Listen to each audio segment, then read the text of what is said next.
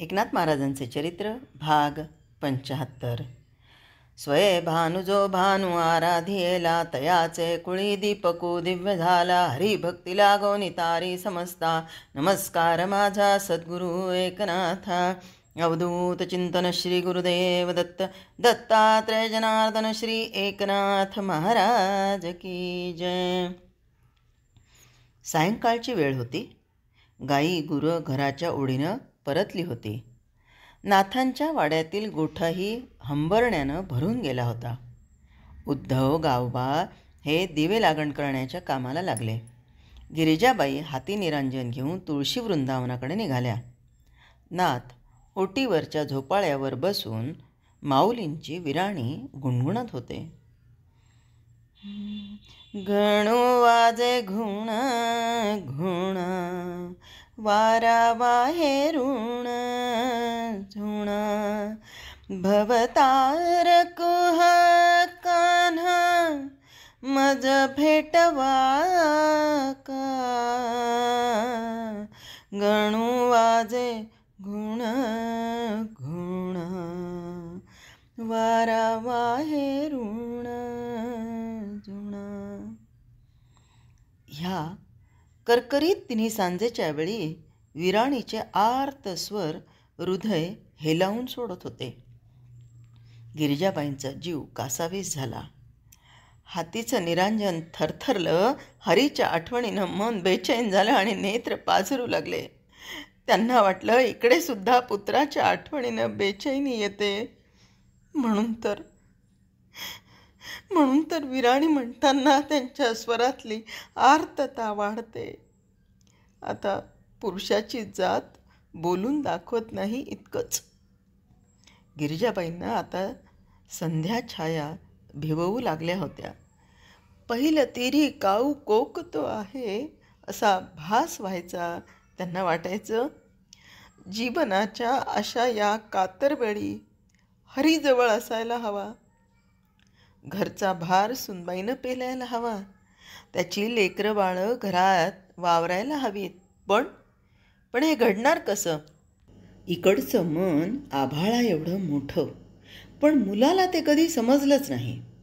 इकडचा स्वभाव लाखातला, पण लेकानं कधी त्याचा विचारच केला नाही. नुसता त्रागा आणि आतताईपणा. त्यामुळं सर्वांनाच दुरावा सहन करावा लागतोय, पण त्याला इलाज नाही. ओटीवर येऊन त्या हळूच म्हणाल्या, उठावं, संध्येची वेळ झाली. नाथांनी पत्नीला आपल्या जवळ बोलावलं. हितगूज सांगावं अशा स्वरात ते म्हणाले, मी देखील आता नक्की ठरवलं आहे. थोडं थांबून ते म्हणाले, हे ज्ञानेश्वरीचं काम पूर्ण झालं म्हणजे पुन्हा काशीला जायचं. अहो, म्हणजे तिसऱ्यांदा काशी यात्रा? पण आता वयोमानाप्रमाणे झेपणार आहे का?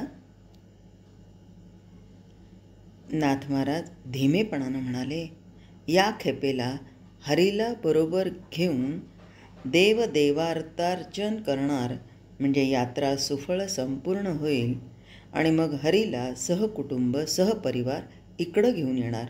खरं की काय? गिरिजाबाई आनंदातिशयानं म्हणाल्या आणि त्यांनी डोळ्याला पदर लावला. मातृहृदयाचा तो हळवा आविष्कार पाहून नाथांना कौसल्या मातेची आठवण झाली. पण देव मातेचं केवढं दुर्दैव की त्यांच्या दुःखात वाटणी करून घ्यायला दशरथ राजा ह्यात नव्हते. ते हयात नसल्यामुळे या कौसल्येला, सुमित्रेला, अर्थात कैकईला सुद्धा म्हणा, किती दुःख सहन करावं लागलं असेल ना. एकनाथ महाराज उठले. गिरिजाबाईंच्या खांद्याला आश्वासनात्मक स्पर्श केला आणि मृदू शब्दांनी त्यांचं सांत्वन केलं. ज्ञानेश्वरीचं लेखन वेगावलं होतं, तरी एकनाथ महाराजांचं मन 6व्या अध्यायातच अडकून पडलं होतं. माऊलीने मुद्दाम 6व्या अध्यायाकडे माझं लक्ष वेधलं.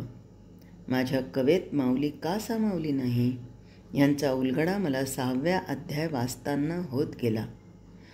दृश्यादृश्य विश्वाची व्याप्ती, कुंडलिनी जागृतीचं सामर्थ्य हे सगळे विषय हाताळताना त्यांचं अनुभवजन्य ज्ञान दृष्टांतादाखल उपयोगी पडत गेलं आणि नम्र असलेलं मन विनम्र झालं.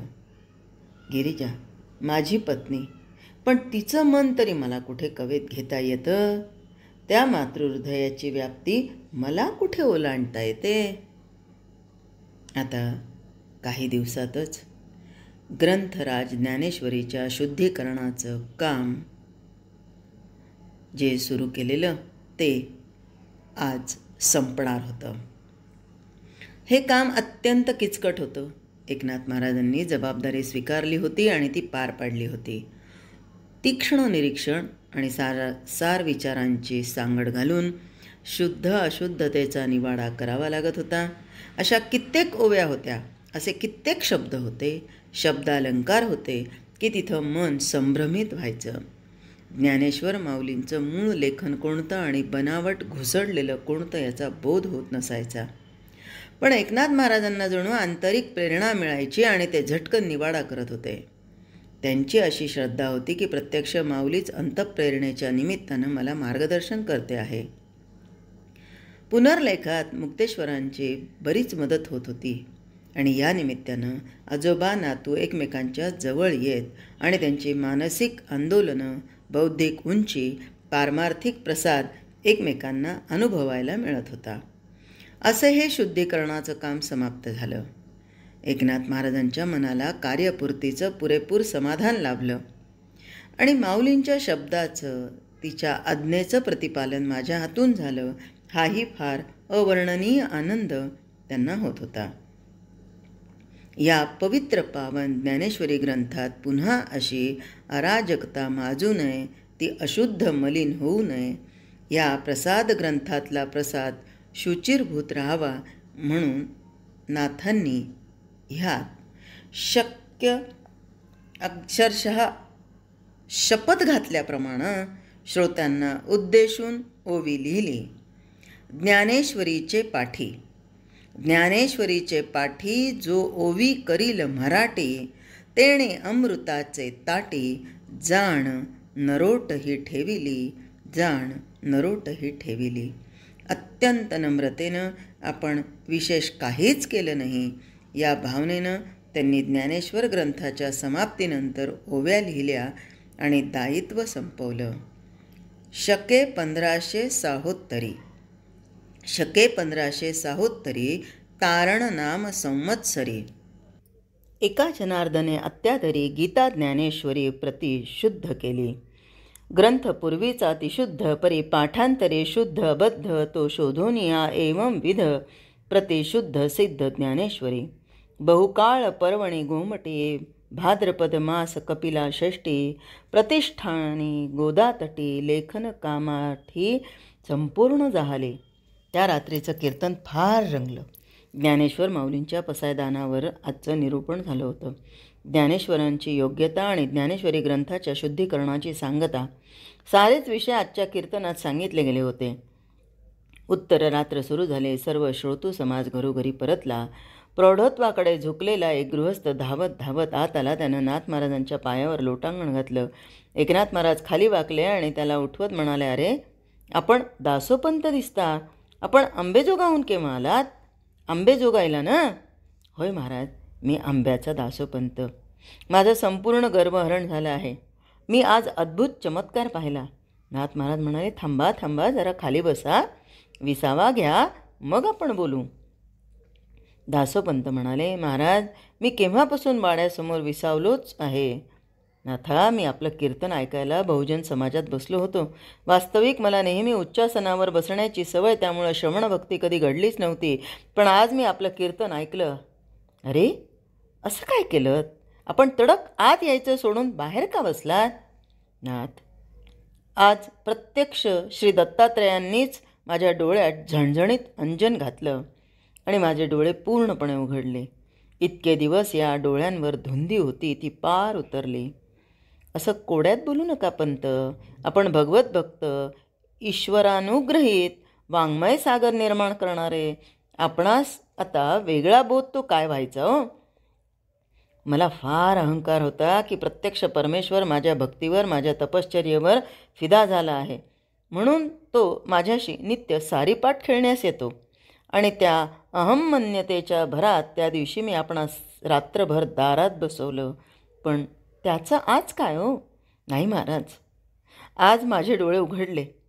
माझ्याशी सारीपाट खेळणारे गुरु दत्तात्रय आपल्या दाराशी मात्र द्वारपालाचं कार्य करतात, पहाऱ्याला उभे राहतात. ते इथे आल्या क्षणी पाहिलं, माझं संपूर्ण गर्भहरण झालं आणि प्रभूंचं दर्शन घेत आपलं कीर्तन ऐकत सामान्य लोकांच्यात मी जमिनीवर बसलो. हा हा हा, काय विलक्षण आनंद असतो तिथे बसण्यात आणि श्रवण भक्तीत याचा अनुभव आला. महाराज, मी माझ्या अहंकाराची झूल काढतच नव्हतो, त्यामुळं श्रवणानंदाला मी मुकलो होतो. तो आनंद सागर आज मला गवसला. मी धन्य झालो. नाथ महाराज, आपण खरंच थोर आहात. एकनाथ महाराज चेष्टेच्या स्वरात म्हणाले, हो, मग मी तुमच्याहून मोठा आहेच. थोडका नव्हे, चांगला 18-20 वर्षांनी मोठा आहे. एकनाथ महाराजांनी गिरिजाबाईंना हाक मारून सांगितलं, आज आपल्याकडे बडे पाहुणे आले आहेत, त्यांच्या फलाहाराची व्यवस्था पहा. गिरिजाबाईंचा प्रश्नार्थक चेहरा पाहून ते म्हणाले, हे आंब्याचे दासोपंत देशपांडे यांना बालवयापासूनच उपरती झाली आहे. त्यांची उपासना, कडकडीत वैराग्य सारच काही अतिशय प्रशंसनीय आहे. ज्ञानेश्वर माऊली म्हणते ना, बालपणीच सर्वज्ञतावरी तयाते, असंच हे दासोपंत आहेत बरं का. यांनी लेखन कर्तृत्वाचा सागर निर्माण केला आहे. शिवाय भगवत कृपा झालेले महान थोर पुरुष आहेत. एकनाथ महाराजांनी दासोपंतांना कवेत घेतलं आणि म्हणाले, पंत, माझा आनंद मला शब्दानं सांगता येणार नाही. अहो, आज ज्ञानेश्वरीच्या शुद्धीकरणाची समाप्ती आणि आपल्यासारख्या थोर अनुग्रहित पुरुषाचं आगमन, यात नक्की काहीतरी ईश्वरी संकेत असला पाहिजे. गिरिजाबाईंकडे पाहत नाथ महाराज म्हणाले, उद्या समाप्तीचा महाप्रसाद आहे ना, पहा, असा सत्पात्री विद्वान ब्राह्मण पंक्तीला लाभणार आहे. हे आपल्या सगळ्यांचं केवढं महत् भाग्य आहे. दोनही पुरुषोत्तमांच्या नेत्रातून अश्रुधारा वाहू लागल्या. त्यांची माया, प्रेम, आदर इत्यादी भावना पोटात राहिनात. गुणगुणम वेत्ती न वेत्ती निर्गुणाहा, बलिबलम वेत्ती न वेत्ती निर्बलाहा. एकनाथ महाराजांच्या नुसत्या भेटीसाठी आलेला हा आंबेजोगाईचा पाहुणा पैठणात चांगला 4 दिवस राहिला. श्री ज्ञानेश्वरीची शुद्ध प्रत त्यांनी पाहिली. समाप्तीचा अपूर्व सोहळा पाहिला. एकनाथ महाराजांचा नम्र भाव, समदृष्टी पाहून ते थक्क झाले. श्रीखंड्याचं गुणानुवर्णन ऐकलं, तिथली कावड तीर्थ ग्रहण केलं. श्रीखंड्या गंध उगाळीत आहे असे त्या सहाणेवरचं गंध कपाळी धारण केलं आणि मानसिक धन्यता अनुभवली. गुरु अनुग्रहित ईश्वर दर्शन प्राप्त झालेले हे 2 महान भगवत भक्त एकमेकांशी पारमार्थिक चर्चेत मग्न असत. त्या दोघांचे संवाद म्हणजे आनंदाला पारावार नसे. मोठ्या कष्टानं आणि जड अंतःकरणानं दासोपंत महाराजांनी एकनाथ महाराजांचा निरोप घेतला. जय हरी.